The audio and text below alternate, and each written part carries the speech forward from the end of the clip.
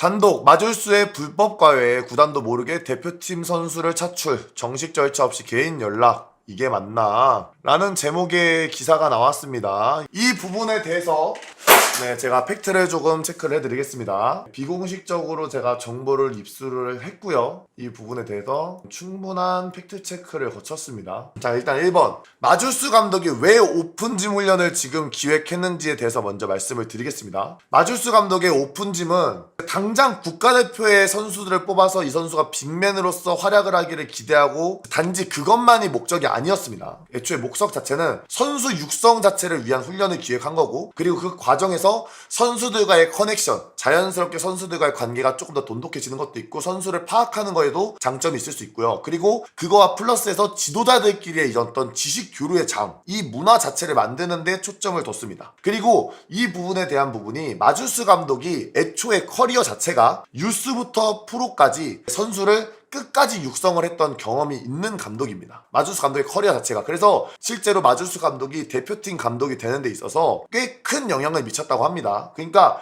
단순히 마주스 감독이 국가대표 감독으로서 좋은 성적을 거뒀으면 좋겠다, 여기서 끝이 아니고 전체적으로 한국 농구의 발전에 있어서 조금 더 영향을 펼쳤으면 좋겠다, 더 이제 다양한 긍정적인 영향을 줄 수 있을 것 같다 이 사람이, 라는 판단에 의해서 대한농구협회에서 마주스 감독을 발탁했다고 합니다. 그래서 협회는 한국 농구 발전에 대해서 긍정적인 영향을 주기를 좀 기대하고 있다 라고 좀 이야기를 하고요. 자, 그래서 이제 오픈짐에 대한 부분은 마주스 감독이 실제로 뭔가 한국 농구에도 이런 식의 어떤 문화가 좀 있었으면 좋겠다 라는 생각을 당연히 가질 수 있죠. 왜냐면 국내에는 이런 문화가 없다 보니까. 그래서 마주스 감독은 이 부분에 대해서 훈련을 기획을 했습니다. 이게 필요하다라고 생각을 했기 때문에 마주스 감독은 기획을 한 겁니다. 이게 기획 단계고요. 이 기획 단계에서 마주스 감독이 1차적으로 선수들과 사전에 커넥팅을 했다라는 부분에 있어서는 사실이 맞습니다. 이 부분은 팩트가 맞습니다. 자, 근데 이 부분에 대해서는 마주스 감독의 입장에 대해서는 어떤 것이냐? 선수가 원하지 않는다면은 이거를 할 수가 없어요. 자, 그렇기 때문에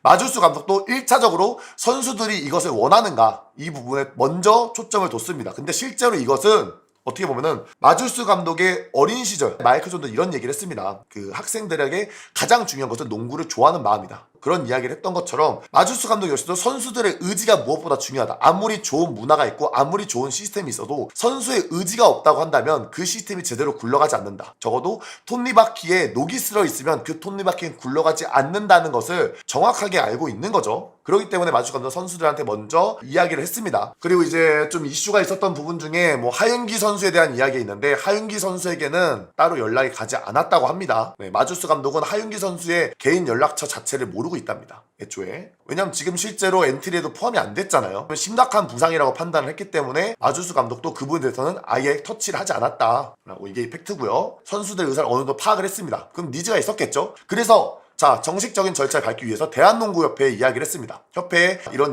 식으로 해서 오픈짐을 하고 싶다, 어떻게 하면 되냐 라고 했기 때문에 거기서 마주스 감독의 의견을 대한농구협회에서는 잘 들어줬습니다. 이해를 했고요. 협회에서도 의사를 존중해줬습니다. 근데 문제가 뭐였냐? 협회에서 조금의 딜레이가 있었습니다. 왜 딜레이가 있었냐? 처음 시도하는 오픈짐이었기 때문에 뭐 장비라던가 이런 것들을 실제로 준비하는 과정에서 딜레이가 조금 있었습니다. 그러니까 바로바로 착착착착 진행된 건 아니고 중간에 이제 시기적으로 조금 딜레이가 있었다. 이게 팩트고요. 그 과정에서 이게 협회가 반대했으나 강행했다라는 지금 이런 이제 잘못된 해석이 나오는 거죠. 자, 그래서 대한농구협회는 어쨌든 마주스 감독과의 이 오픈짐 프로그램을 충분히 이제 준비가 됐다고 판단해서 KBL에 공문을 보냈고요. 그 KBL에 공문을 보내면 이제 구조가, 자, 절차가 어떻게 되냐? 대한농구협회는 KBL과 소통을 합니다. 구단과 직접 소통을 하는 게 아니고 대한농구협회는 KBL에 공문을 보내고요. KBL은 이것을 하나하나 다 각 구단에게 공문을 전달을 합니다. 그러다 보니까 대한농구협회 입장에서는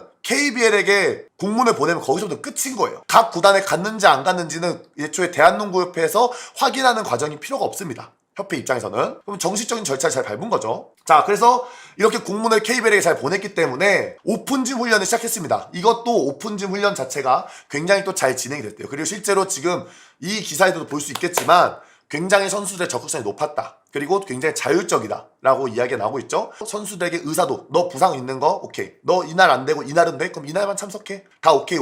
모든 건 오케이입니다. 그리고 실제로 구단 지도자들도 와가지고 같이 마주스 감독이 애초에 원했던 지도자들끼리 뭔가 서로 정보를 교류하고 정보를 소통하고 하는 과정이 이루어졌다고 합니다. 자, 여기서 그럼 이제 저희가 이제 의문점이 있습니다. 정상적인 절차를 잘 밟았고 마주스 감독은 제대로 일 처리 제대로 한 것 같고 의욕도 넘치고 좋은데 이게 왜 이런 기사가 나갔을까? 뭐 어떤 마주스 감독이나 뭐 의혹 이런 거야? 근데 이제 그런 건 또 아닙니다. 자, 제가 이래서 이제 여러분들 모 구단 관계자가 부상 우려가 있다고 이 부분에 대해서 불만을 표출했습니다. 그리고 플러스 뭐가 있었냐?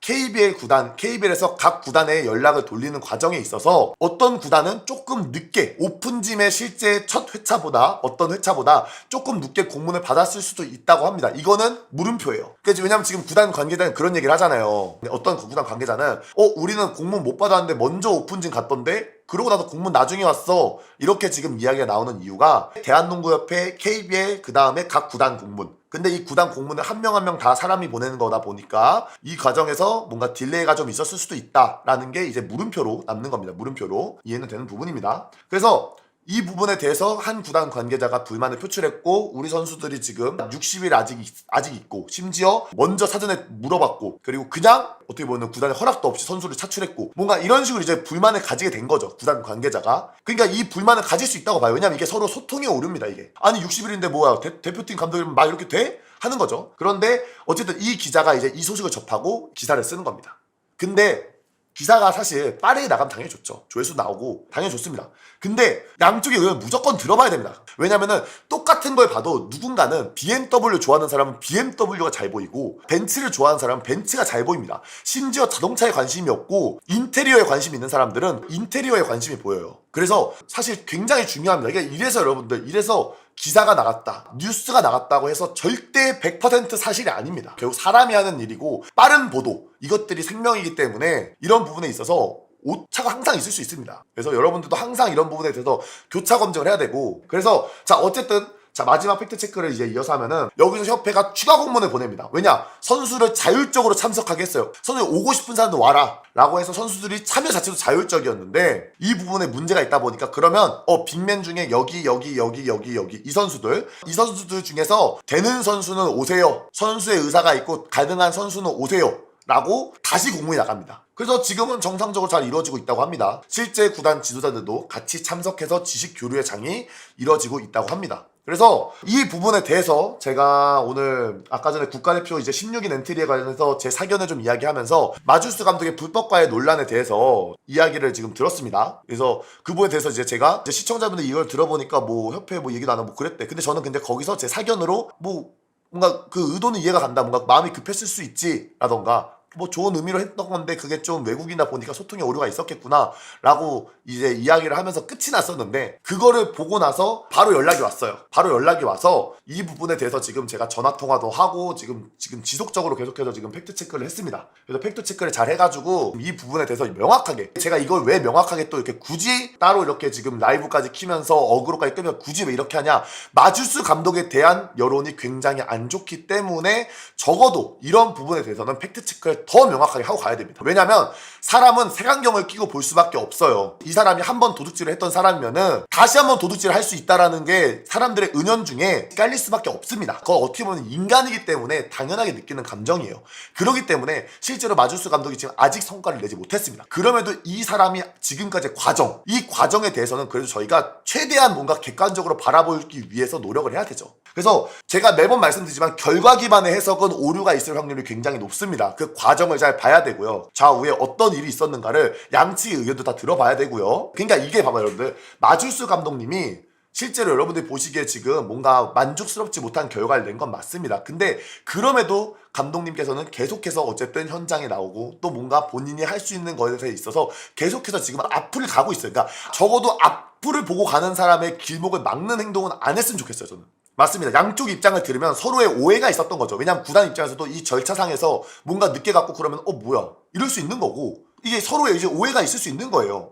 절차가 너무 복잡하다고 하는데 형님 그건 말도 안 되는 얘기인 게 대한농구협회에서 KBL로 공문을 보냅니다. 그럼 KBL이 각 구단에 공문을 보냅니다. 전혀 복잡할 게 없습니다. 정상적인 절차예요. 자, 행보관이 분대장을 불러서 이야기합니다. 자, 병사들한테 이거 전달해. 분대장 훈련병이 가서 병사들을 훈련병에게 전달합니다. 다 이런 구조로 흘러가지 않나요? 자, 교장 선생님이 선생님들을 모아가지고 이야기를 합니다. 자, 학생들에게 전달해주세요. 그럼 선생님들은 가서 학생들에게 전달합니다. 자, 오늘 교장 선생님이 이런 말씀 하셨습니다. 이 얘기를 합니다. 자, 뭐가 잘못됐죠? 네, 아무런 잘못이 없어요. 그러니까 이게 기본적으로 사실 팩트를 기반으로 해야 되고, 물론 저도 이제 이야기를 하는 데 있어서 네, 사견이 좀 들어갑니다. 들어갈 수 있는데 그 사견은 양쪽의 입장을 다 들어본 상태에 들어가야 돼요. 왜냐하면 이 사견을 사람들은 팩트로 봐요. 사람들은 이것을 사견과 팩트를 구분하지 않습니다. 기사가 뜨고 어떤 뉴스가 나왔다고 하면은 그 안에 있는 건 모든 것들이 팩트라고 봅니다. 그 안에서 사견과 팩트를 구분하지 않습니다. 그렇기 때문에 더더욱 대중매체는 더 이것에 대해서 조심을 해야 되는데 여기서 구조적인 어려움이 있습니다. 왜냐면 기사들은 어쩔 수 없이 빨리 써야 돼요. 그게 본인이 돈을 버는 길이야. 그러니까 이게 구조적으로 되게 어려워. 맞잖아요. 기자들은 팩트체크 다 하고 하면 시간이 없어. 와! 내가 지금 좋은 정보 얻었어. 그럼 빨리 기사를 써야 돼. 그래야 조회수가 나오지. 나도 유튜브 봐봐. 유튜버도 뭐가 딱 떠. 그럼 바로 켜야 돼. 바로 켜서 오늘 바로 만들어 바로 해야 돼. 그게 어쩔 수 없는 구조예요. 자, 그러면 어떻게 되냐. 기자들은 그럼에도 팩트체크를 하고 정정보도를 내거나 이렇게 좀 하려고 해야 되고, 반대로 대중들 역시도 기사와 뉴스가 100% 진실이 아니다 라는 부분에 기한해서 어디까지가 사견이고 어디까지가 저거지? 라는 부분에 대해서 항상 물음표를 띄워야 된다. 항상 물음표를. 이런 것들이 좀 중요합니다, 여러분들. 실제로 세상을 살아가는 데 있어서 굉장히 중요해요. 뭐 저 역시도 말을 조심 안 할 때가 분명 살면서 있을 겁니다. 저 역시도 분명 앞으로 이 유튜브질을 하면서 분명 실수할 겁니다. 오늘만 제가 맞았을 뿐이에요. 오늘만 제가 이렇게 유리한 위치에 있을 뿐인 거지. 그러니까 저도 이제 좀 이제 오늘을 이제 기반 삼아서 최대한 좀 뭔가 이런 부분에 있어서 네, 좀 조심을 좀 해야 될 것 같다는 생각을 좀 했고, 아, 그리고 그거 있습니다, 여러분들. 해명 기사가 좀 났으면 좋겠는데 라는 이야기가 있습니다. 너무나 재밌는 얘기죠. 자, 해명 기사가 과연 이것에 대한 정정 보도는 나가지 않았을까요, 그러면? 자, 사실은 나갔습니다. 국가대표 니콜라스 호의 스킬 트레이닝, 중요한 건 선수들과의 유대감과 소통이라는 제목으로 기사가 나갔고요. 아까와는 조금 상반되죠. 굉장히 자극적이지 않은 제목입니다. 댓글은 하나고요. 좋아요는 2개입니다. 이게 현실이에요, 여러분들. 제가 여기서 마지막으로 하나 더 팩트 체크를 하겠습니다. 자, 선수 입장에서 이야기할 수 있는 부분이 있습니다. 자, 60일 동안 훈련을 막는 규정이 있죠. 자, 이 훈련 규정이 왜 생겼냐? 이거에 대한 팩트를 제가 말씀드리겠습니다. 실제로 KBL에서 선수들에게 휴식 시간을 보장해라 라는 각 구단에 대한 이야기가 있었습니다. 하지만 구단은 그걸 지키지 않았습니다. 선수들을 비공식적으로 불러서 훈련시켰고 선수의 의사에 반해서 강제적으로 훈련을 시켰습니다. 선수들은 개인 훈련이 아닌 강제적으로 훈련에 참석해서 강제적으로 구단의 어떤 특정 트레이닝 프로그램을 따라야 했습니다. 그렇기 때문에 KBL에서는 점진적으로 이 규정에 대해서 강화를 할 수밖에 없었습니다. 선수들의 신고를 받기도 했고요. 구단에 제지를 가하기도 했고 어떤 처벌을 내리기도 하고요. 이런 부분에 있어서 굉장히 강하게 이 부분에 대해서 지키기 위해서 노력을 많이 했습니다. 근데 그럼에도 특정 어떤 구단은 이 부분에 대해서 여전히 지키지 않으면서 훈련을 진행하기도 했습니다. 그렇기 때문에 KBL에서는 이 부분에 대해서 정말 강력하게 구단 얘기를 했습니다. 자, 이거는 뭐냐? 선수들에게 60일을 무조건 쉬어줘야 된다가 아니고 선수들에게 각자 개인 트레이닝 할 수 있는 시간, 각자 본인의 스킬을 향상할 수 있는 시간, 그리고 선수들의 개인 시간, 선수들의 자율성, 선수의 자율성을 존중해야 된다라는 기조에 계속해서 반하는 행동을 구단이 했기 때문에 이 부분에 대해서 KBL 연맹에서는 칼을 빼든 겁니다. 그렇기 때문에 기본적으로 1차는 여러분들 자율성이, 근데 그게 지켜지지 않을 때는 어떻게? 강한 법적 제지가 들어갈 수 있는 거죠. 그러면은 선수들은 막 개인적으로 스킬 트레이닝을 받지 않고 60일 동안 휴가를 보낼까요? 아닙니다, 여러분들. 선수들은 60일 동안 쉬지 않아요. 처음에는 그랬겠죠. 처음에는 선수, 와, 드디어 60일을 쉬네. 오케이, 개같이 쉬어야지. 몸이 망가져서 옵니다. 그럴 수 있었어요. 실제로 과도기 있다고 제가 말씀드렸죠. 처음에 선수들에게 체벌을 하다가 체벌 안 하면 어떻게 하냐? 안 맞으니까 말을 안 듣겠죠. 하지만 이 자율성이 계속해서 존중되는 게 1년이고 2년이고 3년이고 4년이고 5년이고 지속되면 어떻게 된다? 결국 선수들이 스스로 찾아서 체육관에 가게 됩니다. 웨이트장에 가게 되고요. 코치를 찾아가게 되고요. 결국 그렇게 됩니다. 지금 그 문화가 지금 이어지고 있는 거고, 그 문화에 나오는 선수가 누구냐? 에디 다니엘이에요. 지금 에디 다니엘 얘기 나오죠. 굉장히 열심히 참여하고 있다고 하잖아요. 신승민도 오전도 하고 오후 개훈련도 참여하고 있다고 하잖아요. 각각 지금 개별적인 스킬 트레이닝 센터들은 선수들 휴가 기간 때 가장 바쁩니다. 심지어 어떤 선수는 그냥 시즌이 끝나면 그 다음 주부터 바로 훈련을 들어가는 선수도 있어요. 이정현 같은 애들 쉬어야죠. 허웅 같은 애 쉬어야 되고, 최준용, 허웅 쉬어야죠. 하지만 예를 들어서 농때르만 같이 1년에 게임 한 경기 2경기 뛰는 선수가 휴가 때 60일 동안 쉬어야겠습니까? 어떻게 그러면 따라왔습니까? 그 내 위에 있는 선수를 경쟁에서 못 이기죠. 그렇기 때문에 그 부분에 대해서는 무조건적으로 선수들이 사실 60일은 훈련을 해야 되는 겁니다, 원래. 근데 그게 어디에 기반으로 하냐? 자율성을 기반으로. 선수가 자진해서 체육관에 나오고 선수 스스로 땀을 흘리고, 그러니까 너무나 좋은 방향성으로 지금 가고 있는 거였어요. 이게 전부 팩트입니다. 감독이 올 사람은 오라고 했는데 이게 진짜 자율이 맞냐? 사실상 자율의 안에 있는 강제 아니냐라고 할 수 있다. 자, 그건 왜 그러냐? 이런 감독이 없었기 때문에. 국가대표 감독 중에 이런 시도를 한 사람이 없잖아요. 근데 누군가는 첫 번째 시도를 해야 됩니다. 누군가는. 그게 마주스 감독이었을 뿐이고 그 감독이 외국인이었을 뿐인 겁니다. 누군가는 처음에 칼을 빼들어야 돼요. 체벌이 있는 체벌을 없애고 비공식적인 훈련을 없애고 누군가는 칼을 빼들어야 됩니다. 단지 그게 외국인 감독이었고 지금 아직 성적을 못 내는 마주스 감독이었기 때문에 말도 안 되는 여론 형성이 되고 말도 안 되는 기사가 나오는 겁니다.